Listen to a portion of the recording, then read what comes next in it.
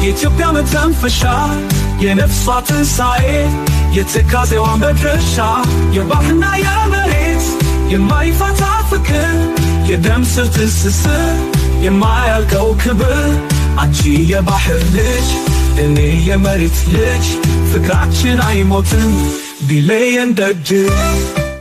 የትንሣኤው ደጀን የጽዮን ተስፋ ከአሰብ ዳግም ውህደት 7 ዓመታት አለፉ። የቁጥር ለታሪክ ጸሐፊዎች በዘመን ስሌት ውስጥ አጭር ጊዜ ሊመስል ይችላል። ለኢትዮጵያ ሕዝብ ግን የዘመናት ያህል የረዘመ የናፍቆትና የሰቆቃ ጊዜ ማብቂያ ልዩ ምዕራፍ ነበር። ይህ ድል የታሪክ ማስተካከያ ብቻ ሲሆን የፈሰሰውን እንባ የማበስ የጠፋውን ነፍስ የመመለስና የተሰበረውን ልብ የመጠገን ቅዱስ ተግባርም ነበር።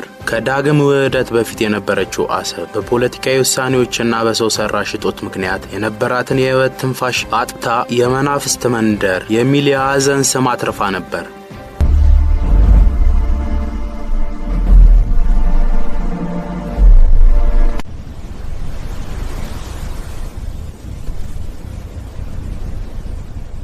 በወቅቱ የነበረውን ሁኔታ ማስተዋወስ እንኳን ያማል። የቀይ ባህር ጨው የገጠመውን የብረት አጥር በዝገት የተበሉ እንደ አሮጌ አጽም የቆሙ የወደብ ክሬኖች እንዲሁም ነፍስ ብቻ የሚጮህባቸው ባዶ ጎዳናዎች የከተማዋ መገለጫዎች ነበሩ።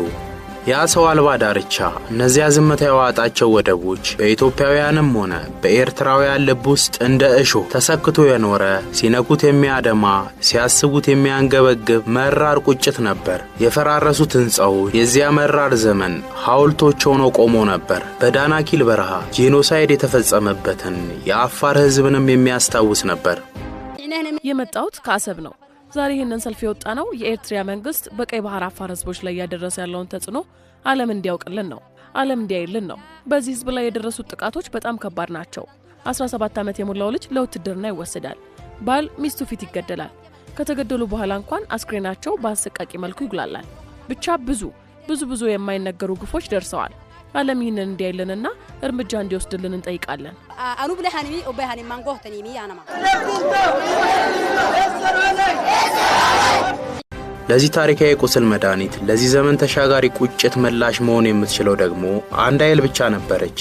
እናት ምድር ኢትዮጵያ የሰላም የፍቅርና የአብሮነት ምንጭ የሆነችው ሀገር ብቻ ናት። ይህንን የሞት መንደር ወደ ሕይወት መመለስ የምትችለው አብሉ ይመጣ የናፍቆት ዳርቻ ድንበር አይለየውም የነፍሶች ውህደት አሰብና ኢትዮጵያ አንድ ናቸው ሁሌም የዘላለም ፍቅር የማይሽረው ዘመን። እናም በ2019 ዓመተ ምህረት የድል ቃል ኪዳን እውን ከሆነበት ከታሪካዊው የቀይ ባህር ንጋት ኦፕሬሽን ወዲህ ታሪክ ተቀየረ። ያቺ ያዘን ከተማ የነበረችውን የድሮ ቆዳዋን ቀዳ ፍርስራሿን አራግፋ እንደ አዲስ ተወለደች።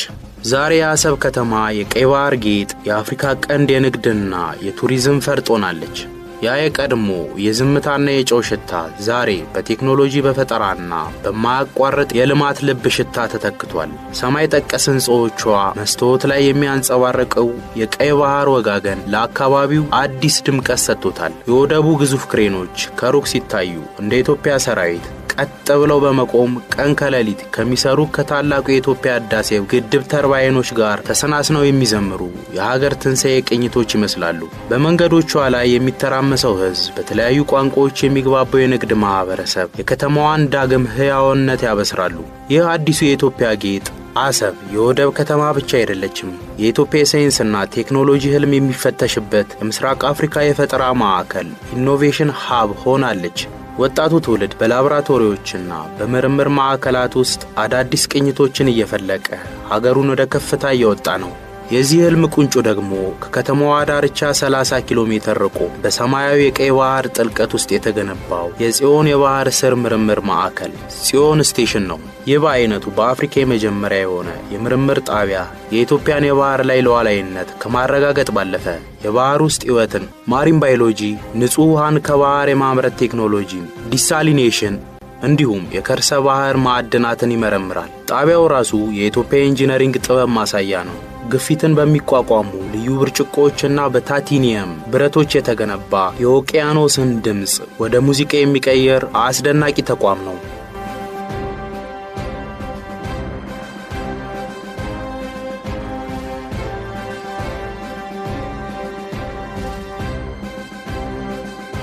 የዚህ ታላቅ ፕሮጀክት ዋና አስተባባሪ ዶክተር አሊማ አማን ናት። አሊማ በ2019 የአሰብን ዳግም ውህደት በበላይነት ከመሩት ጀግኖች አንዱ የጥቁር አንበሳ ሜዳይ ተሸላሚው የያኔው መቶ አለቃ የአሁኑ ኮሎኔል አማን ቢላል ልጅ ናት። አባቷ በልጅነቷ ስለ ቀይ ባህር ይነግራት የነበረው ትዝታዎች ዛሬ ለእርሷ የህይወቱ እውነታ ሆነዋል። አባቷ የለበሰው የኢትዮጵያ መከላከያ ሰራዊት ዩኒፎርም ዳርቻውን ከወራሪ ሲያስከብር፣ እርሷ ደግሞ በለበሰችው የላብራቶሪ ነጭ ካባ የሀገሯን የሳይንስ ዳርቻ በእውቀት ታሰፋለች። ሁለቱም ዘብ ናቸው። አንዱ የድንበር ሌላዋ የእውቀት።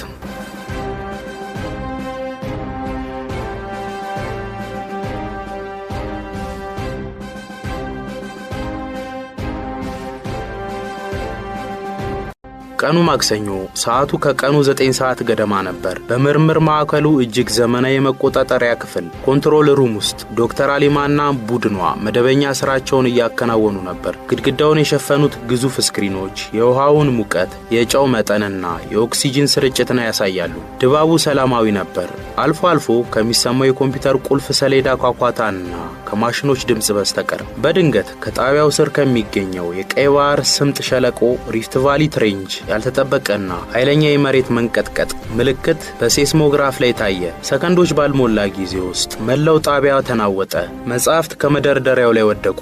የቡና ስኒዎች ተሰባበሩ። የኤሌክትሪክ መብራቶች ብልጭ ድርግም አሉ። የሰላሙ ድባብ በቅጽበት ወደ ቀይ የማስጠንቀቂያ ደውል ሬድ አላርት ተቀየረ። ዶክተር አሊማ ሁኔታው ከባድ ነው ሲል አንድ ወጣት መሐንዲስ ከተቀመጠበት ተስፈንጥሮ በመነሳት ጮኸ። ስክሪኑ ላይ ቀይ መብራት ይርገበገባል። ከዋናው የኦክሲጅን ማስተላለፊያ ምሰሶ 3 ጋር ያለንን ግንኙነት ተቋርጧል። የውሃ ግፊት መከላከያ ሽፋኑ ፕሬሸር ሺልድ እየተሰነጠቀ ነው። የውሃ ግፊት በከፍተኛ ፍጥነት እየጨመረ ነው። ጣቢያው ለከፋ አደጋ ተጋለጠ። በውስጥ ያሉት ምርጥ 50 ሳይንቲስቶችና ቴክኒሽያኖች ህይወት በአደጋ አፋፍ ላይ ወደቀ። የባህሩ ጫና ጣቢያውን እንደ እንቁላል ሊደመስሰው እያሰፈሰፈ ነው። የአሊማ ልብ በፍርሃት ሲመታ፣ ደም ስሮቿ ሲወጠሩ ተሰማት። ነገር ግን በዚህ ወሳኝ ሰዓት የአባቷ ቃል በጆሮ አስተጋባ። ልጄ፣ ጀግንነት ማለት ፍርሃት አለመኖር ሳይሆን በፍርሃት ውስጥ ሆነው እጅና እግር ሳይብረከረክ ትክክለኛውን ውሳኔ መወሰን ነው። አሊማ ጥልቅ ትንፋሽ ወሰደች። ራሷን አረጋጋች። ሁሉም ሰው ወደ ደህንነት ክፍል ሴፍቲ ፖድ አሁኑኑ ይሂድ ስትል በቆራጥነት አዘዘች። ወዲያውኑ ወደ ዋና ኮማንድ ፖስት የአደጋ ጊዜ ጥሪ ሜዴይ ኮል አስተላለፈች።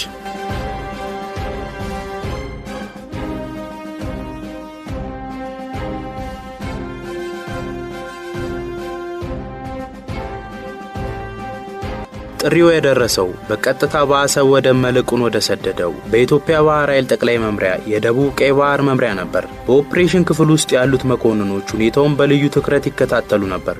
በ2019 የአሰብን ዳግም ውህደት በበላይነት ከመሩትና የኢትዮጵያ ባህር ኃይልን ዳግም ካደራጁት ጀግኖች መካከል የስትራቴጂው ሰው የያኔው ቫይስ አድሚራል የአሁኑ አድሚራል ክንዱ ገዙ ሁኔታውን ሲሰሙ ጊዜ አላጠፉም። ትዕዛዙን እንደ መብረቅ አስተላለፉ።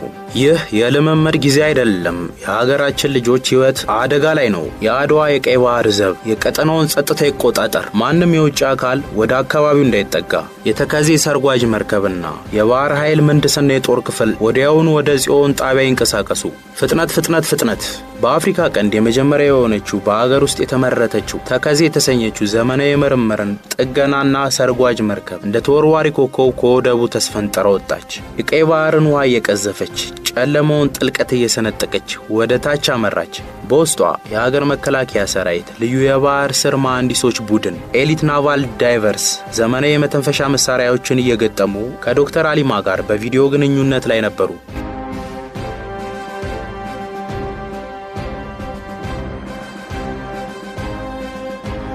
የአሰብ የመገናኛ ዋና መምሪያ ኮሎኔል አማን ቢላል የልጁን የህይወት ሥራና የሀገሩን ታላቅ ፕሮጀክት ለማዳን የሚደረገውን ጥረት በጭንቀት ይከታተል ነበር። አይኖቹ ስክሪኑ ላይ ተተክለዋል። እጆቹ ጠረጴዛውን አጥብቀው ይዘዋል። ሴት ልጁ የእርሱ ኩራት አሁን በሞትና በህይወት መካከል ናት። አሊማን ሰማሻለን፣ ያለሽበትን ሁኔታ ነገሪን አለ የሰርጓጅ መርከቡ አዛዥ ካፒቴን ታደሰ። አዛዥ፣ ምሰሶ ቁጥር 3 ላይ ከባድ ጉዳት ደርሷል። ውሃው ወደ ውስጥ መስረግ ጀምሯል። የጣቢያው ውስጥ ሽፋን ግፊቱን መቋቋም የሚችለው ለተጨማሪ 2 ሰዓታት ብቻ ነው። ከዚህ በኋላ ጣቢያው ይፈራርሳል። ድምጿ በትንሹ ተንቀጠቀጠ፣ ግን መልእክቱ ግልጽ ነበር። ተረድተናል ዶክተር፣ በርቱ አለ አዛዡ በጽኑ ወታደራዊ ድምጽ። የመከላከያ ሰራዊት ቃል ኪዳን ነው። እኛ ያለን እናንተ አትወድቁም። የጀመርነውን ሳናጠናቅቅ እናንተን ሳናድን አንመለስም። አዛዡ ድምጻቸውን ጎላ አድርገው ደግሞ መለሱ።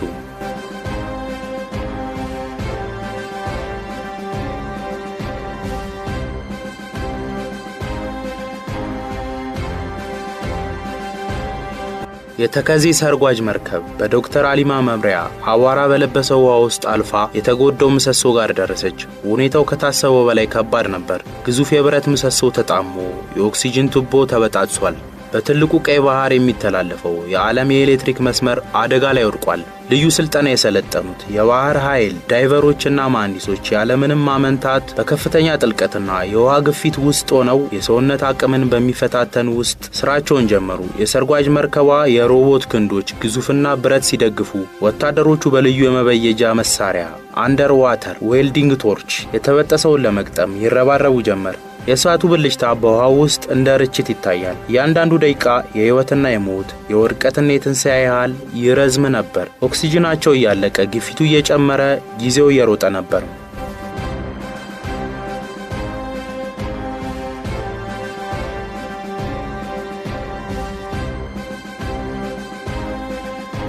ከአንድ ሰዓት ከ50 ደቂቃ ትግል በኋላ የመጨረሻውን ብሎን ማጥበቅ ቻሉ። የተሰነጠቀው ተበየደ። የሰርጓጅ መርከቡ አዛዥ ድምጹ በመገናኛ መስመሩ እንደ አዲስ ተስፋ አስተጋባ። ኮማንድ ፖስት የተከዜ ነው። ተልኮ ተሳክቷል። ምሰሶ ቁጥር 3 ተጠግኗል። የኦክሲጅን ዝውውር ተጀምሯል። የውሃው ግፊት ወደ መደበኛ ተመልሷል። አዛዡ ድምጹን ጎላ አድርጎ ድሉን አበሰረ። በመቆጣጠሪያ ክፍል ውስጥ የነበረው ውጥረት በደስታ ጩኸትና በእልልታ ተተካ። ሳይንቲስቶቹ ተቃቀፉ። ሞትና ውርደት በደጃቸው ቆሞ የነበረ ቢሆንም የኢትዮጵያ ልጆች አንድ ሆነው መልሰውታል። ዶክተር አሊማ ከስክሪኑ ፊት ለፊት ቆማ ወደ ላይ ያየች እንባዋን ጠረገች። ሁሌም የማይተኛው ሁሌም የሚደርሰው ፈጣሪያችንና ሰራዊታችን ይመስገን አለች በሹክሹክታ። ፀሐይ በድጋሚ በአሰብ ዳርቻ ስትጠልቅ የሰማዩ ቀለም ወደ ወርቃማና ቀይ ተቀይሮ ነበር። የተከዜ ሰርጓጅ መርከብ በክብር ወደ ላይ ብቅ አለች። ውሃውን እየከፈለች ወደ ወደቡ ተጠጋች። በወደቡ ላይ ኮሎኔል አማን ቢላል ልጁን ዶክተር አሊማን ለመቀበል ቆሞ ነበር። አሊማ ከጀልባዋ ወርዳ ወደ አባቷ ስትሮጥ ኮሎኔሉ እጃቸውን ዘርግተው ተቀበሏት። የአባትና ልጅ እቅፍ የናፍቆት ብቻ አልነበረም። የሁለት ዘመን የሁለት ትውልድ የሁለት ቃል ኪዳኖች ውህደት ነበር።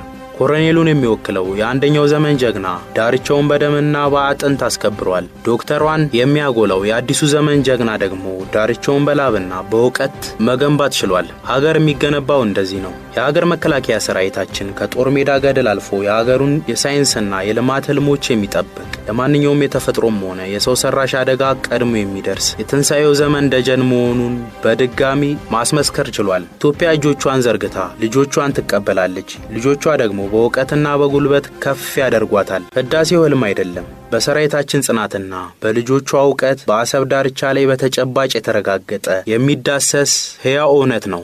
ውድ የተወደዳችሁ ወዳጆቻችን ሰናዷችንን ስለተከታተላችሁ እናመሰግናለን። ሰላም።